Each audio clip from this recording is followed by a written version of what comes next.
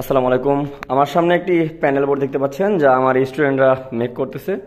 So এইটা এইখানে দেখেন কি কি আছে। আমরা দেখতে পাচ্ছি একটা পিএলসি আছে এবং একটা পাওয়ার সাপ্লাই আছে, একটা কি বলে রিলে মডিউল আছে, একটা না বলতে এক সেট।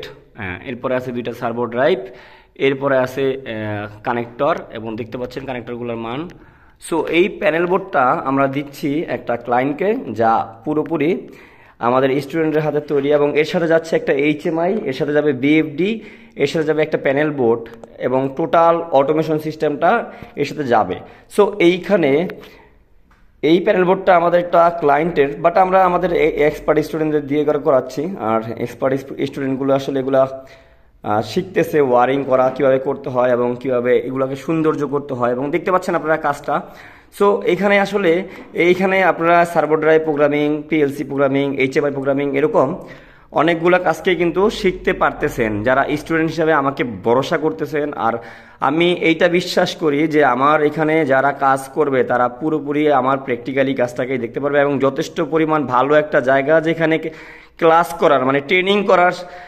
ট্রেনিং বলতে যেই জিনিসটা আপনারা বুঝেন না, আপনাদেরকে যে শেখানো হবে শিডিউল বাই শিডিউল, ওই জিনিসগুলোর থেকেও বেশি গুরুত্বপূর্ণ হলো আপনাকে এমন একটা ট্রেনিং সেন্টার পেতে হবে যেটা হলো মূলত একটা লাইব্রেরি, যেখানে মূলত বিভিন্ন ধরনের প্রোডাক্ট থাকবে, বিভিন্ন ধরনের কাজ থাকবে, প্রতিদিন কোনো না কোনো কাজ থাকবে।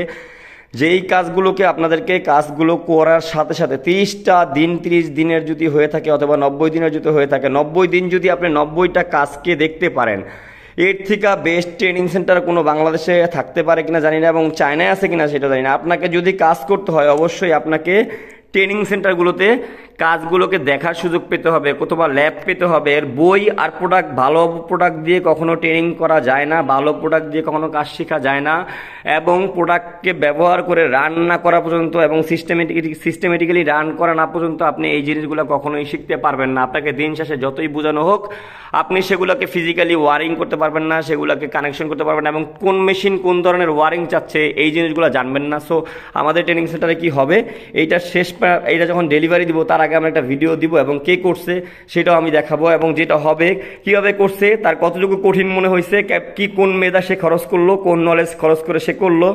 সো পুরো বিষয়টা আপনাদেরকে আমরা দেখাবো, এবং যেটা হবে আপনি যদি আমাকে ভরসা করেন সাথে সাথে আপনার নিজের চেষ্টাকেও নিয়ে আসবেন। আমি বিশ্বাস করি আপনার চেষ্টার থেকে বড় কোনো সফলতা আপনার কাজে কেউ এনে দিতে পারবে না। সো আপনার চেষ্টাটাকে কোন রাস্তায় নিয়ে যেতে হবে এবং কিভাবে আপনার চেষ্টাকে সফল করতে হবে সেই জিনিসটার দায়িত্বটাই মূলত আমি নিব। সো এখানে সার্ভো টাইপটা দেখতে পাচ্ছেন, এইখানে পিএলসিটা দেখতে পাচ্ছেন, এখানে পাওয়ার সাপ্লাই, এখানে মডিউল, এই বিষয়গুলো কিভাবে কাজ করে সেগুলো আমরা দেখাবো আমাদের ট্রেনিং সেন্টারে।